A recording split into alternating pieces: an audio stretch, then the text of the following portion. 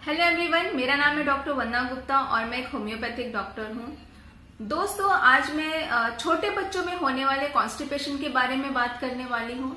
तो ये समस्या छोटे बच्चों में बहुत ही कॉमन है, बहुत ज्यादा कॉमन है। और कॉन्स्टिपेशन से बच्चे तो सफर करते ही हैं, बहुत सफर करते हैं, लेकिन बच्चों के साथ साथ उनके पेरेंट्स भी सफर करते हैं।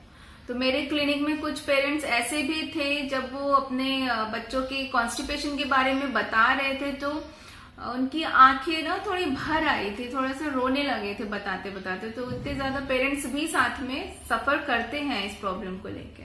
ओके, तो आइए जानते हैं कि कॉन्स्टिपेशन होता क्या है।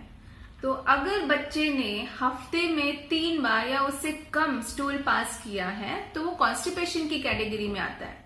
इसमें स्टूल ड्राई रहता है, हार्ड रहता है और बहुत ही ज्यादा मुश्किल होती है स्टूल पास करने में। मतलब बच्चे को लिटरली से स्ट्रेन करना पड़ता है स्टूल पास करने के लिए। ओके, तो आइए जानते हैं कि इसके कारण क्या है। तो सबसे फर्स्ट कारण है फैमिली हिस्ट्री। अगर बच्चे के पेरेंट्स को उनके बचपन में अगर ये प्रॉब्लम रही होगी तो बहुत ज्यादा चांसेस होते हैं कि उनके बच्चों में भी ये प्रॉब्लम आ जाती है।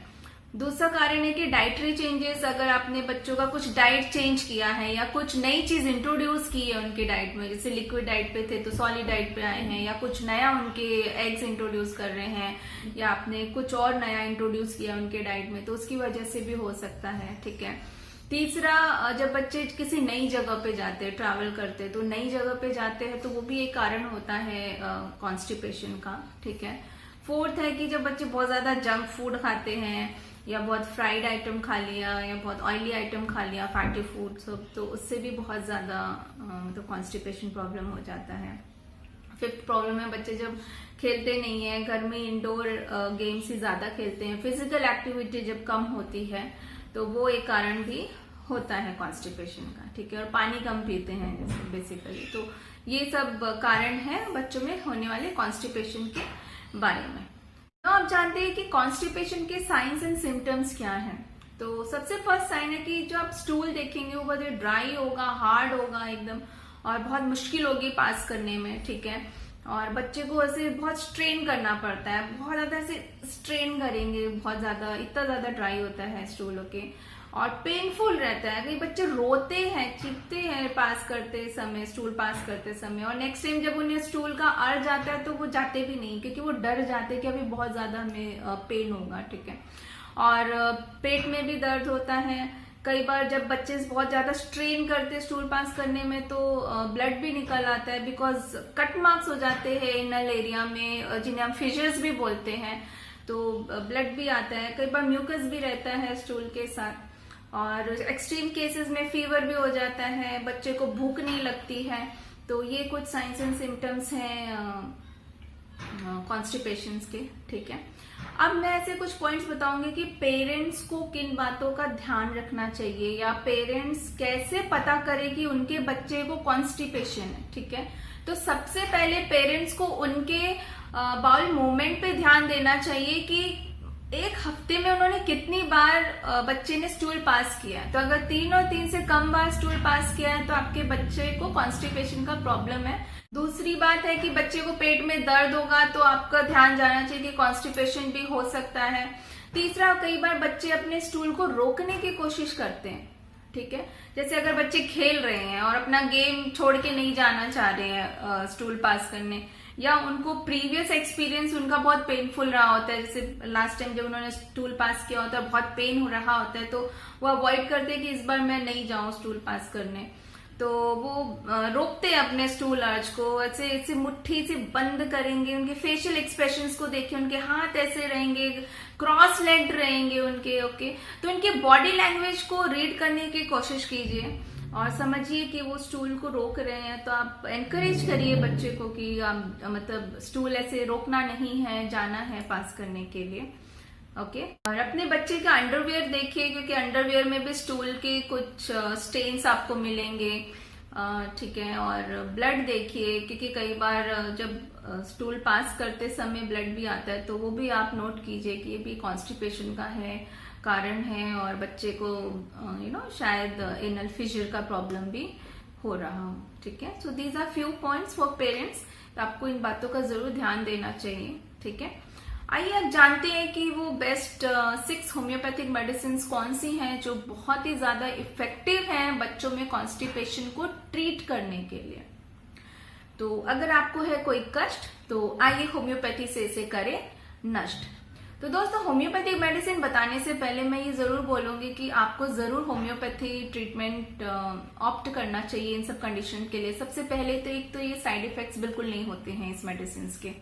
सेकेंड, ये बहुत ही इजी होता है बच्चों को देने के लिए क्योंकि इसका टेस्ट स्वीट होता है, तो बच्चे को बहुत ही अच्छा लगता है खाने के लिए। और बच्चे आपको कई बार खुद याद दिलाते हैं कि मम्मा मेरा मेडिसिन का टाइम हो गया है तो आप मुझे मेडिसिन दे दीजिए।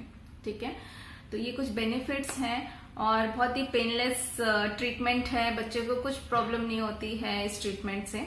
तो आइए शुरू करते हैं। तो जो फर्स्ट मेडिसिन है वो है एलुमिना 30। तो ये बॉटल फेड बेबीज होते हैं जिनकी जैसे मदर्स वर्किंग होती हैं और अपना मिल्क नहीं पिला पाती हैं, या वो मदर्स जिनको दूध नहीं आता है, अच्छे से दूध नहीं बन पा रहा है उनके अंदर में, तो मजबूर है वो बॉटल से दूध पिलाने के लिए। तो ऐसे बेबीज में जो कॉन्स्टिपेशन होते हैं उसके लिए ये मेडिसिन बहुत ही ज्यादा इफेक्टिव है। इसमें स्टूल हालांकि सॉफ्ट होता है, हार्ड भी होता है, सॉफ्ट स्टूल भी होता है, लेकिन जो सॉफ्ट स्टूल भी होने के कारण बच्चे को बहुत स्ट्रेन करना पड़ता है स्टूल पास करने के लिए। इतना मतलब बहुत इनएक्टिव होता है यहाँ पे इंटेस्टाइनल जो मूवमेंट रहता है, और म्यूकस भी रहता है। और आलू से थोड़ा एग्रेवेशन हो जाता है, बच्चे अगर आलू खाते हैं तो कॉन्स्टिपेशन हो जाएगी या और कुछ तकलीफ हो जाएगी। तो अगर ये सब कंडीशन है तो एलुमिना 30 बहुत ही ज्यादा इफेक्टिव है इस कंडीशन के लिए। ठीक है, सेकेंड मेडिसिन है नक्सवामिका 30। तो दोस्तों ये पेट में होने वाले किसी भी प्रॉब्लम के लिए ये मेडिसिन बहुत ही ज्यादा इफेक्टिव है। तो इसको आपको घर में जरूर रखनी चाहिए ये मेडिसिन। ठीक है, और अगर जैसे बच्चे ने बहुत ज्यादा स्पाइसी फूड खाया है और उसकी वजह से कॉन्स्टिपेशन हो गया है तो उसकी ये मेडिसिन बहुत इफेक्टिव है। या फिर आपने अपने बच्चे का बहुत एलोपैथिक ट्रीटमेंट कराया है और उसके साइड इफेक्ट्स हुए हैं, या एलोपैथिक ट्रीटमेंट कराने के बाद भी कॉन्स्टिपेशन ठीक नहीं हुआ है, तो ये मेडिसिन बहुत इफेक्टिव है। मेरे पास एक पेरेंट आए थे जहाँ पे वो अपने बच्चे के कॉन्स्टिपेशन के ट्रीटमेंट के लिए आए थे। पास्ट में उन्होंने बहुत ही ज्यादा एलोपैथिक का ट्रीटमेंट लिया था और इतना सिवियर कॉन्स्टिपेशन का प्रॉब्लम था कि उन्हें अपने मतलब सपोसिटरी का यूज करना पड़ता था। तो बिना सपोसिटरी डाले स्टूल पास ही नहीं होता था। तो मैंने नक्सवामिका ही दी थी उस बच्चे में एंड वो पूरा क्योर हुआ था केस, एंड पेरेंट्स बहुत हैप्पी थे, रिलैक्स थे, मतलब उन्हें टेंशन इतनी बड़ी उनकी दूर हो गई थी। तो नक्सवामिका ऐसे केसेस में बहुत ही अच्छा काम करती है। थर्ड मेडिसिन है कैलकेरिया का 30, और इसमें भी ये जो कैलकेरिया का बेबीज होते हैं या बच्चे होते हैं बहुत ही क्यूट से होते हैं, एकदम गोलू मोलू से होंगे और फेयर फैट फ्लैपी होते हैं, और इन बच्चों को पसीना बहुत आता है। खासकर आप देखेंगे तो इधर ये बैक साइड में पसीना बहुत ही ज्यादा आता है इनको, सर के पीछे, और पिलो जो एरिया होता है वो पिलो भी गीला हो जाता है, इतना ज्यादा पसीना आता है इन बच्चों को। और ये बच्चे ऐसे कि कॉन्स्टिपेशन इनको हमेशा से ही रहता है कॉन्स्टिपेशन, और फिर भी इन्हें तकलीफ नहीं होती, बहुत ही अच्छे से रहते हैं, मतलब कुछ प्रॉब्लम ही नहीं होती। मतलब इनको देख के कोई ये भी नहीं बोलेगा कि कॉन्स्टिपेटेड चाइल्ड है ये। ओके, और ऐसे बच्चों में डिलेड माइलस्टोन होता है, जैसे चलना लेट शुरू करते हैं या बोलना लेट शुरू करते हैं, या डेंटिशन इनका दांत लेट से शुरू होते हैं। तो अगर ये सब कंडीशन है तो आप कैलकेरिया का आप 30 दे सकते हैं। ठीक है, फोर्थ मेडिसिन है कॉस्टिकम 30। भी इसमें क्या है कि जो इसमें भी it's very good medicine for constipation. Stool hard होता है, ड्राई होता है, म्यूकस होता है स्टूल में, लेकिन जो बहुत ही पेक्यूलियर चीज जो इसमें होती है वो ये है कि बच्चे हैं वो स्टैंडिंग पोजीशन में स्टूल बहुत इजीली पास करते हैं। ठीक है, तो आपने ऐसे कई बच्चों को देखा होगा जो खड़े होकर स्टूल पास कर रहे हैं। तो अगर ये कंडीशन है तो आप कॉस्टिकम 30 दे सकते हैं। ठीक है, नाउ जो फिफ्थ मेडिसिन है वो है सैलिशिया 30।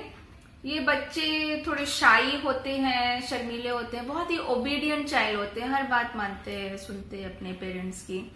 और इनमें जो कॉन्स्टिपेशन होता है भी ड्राई हार्ड स्टूल्स होते हैं। और इसमें क्या है कि जब बच्चे स्ट्रेन कर दे, तो बहुत स्ट्रेन करना पड़ता है स्टूल पास करने के लिए, और जब बच्चे स्ट्रेन करते हैं तो स्टूल बाहर आता है लेकिन फिर वापस चले जाता है, मतलब इतना सिवियर कॉन्स्टिपेशन होता है। पता है सीवियर होता है कि मैकेनिकल स्टूल को निकालना पड़ता है। तो अगर ये सब कंडीशन है तो आप साइलिशा 30 दे सकते हैं, ठीक है। 6th मेडिसिन है ओपियम 30।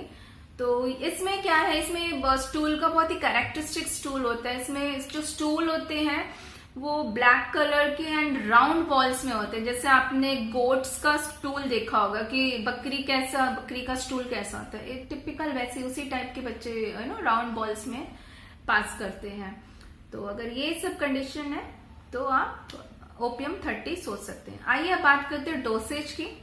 तो अगर 2 साल से ऊपर के बच्चे हैं तो आप 3 pills 3 times in a day for 3 days दीजिए मेडिसिन को, ठीक है। और अगर आपको लगा 3 days में उतना नहीं हुआ है तो आप और 2 दिन बढ़ा दीजिए और 5 days दे दीजिए, 6 days दे दीजिए।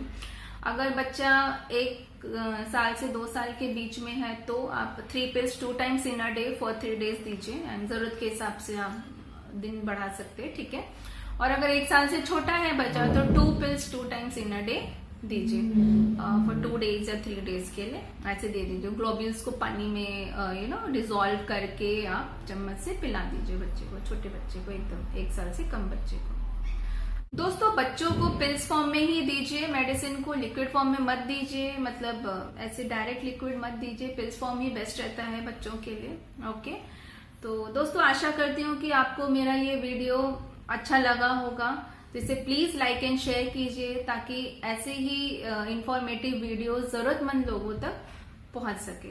तब तक के लिए धन्यवाद।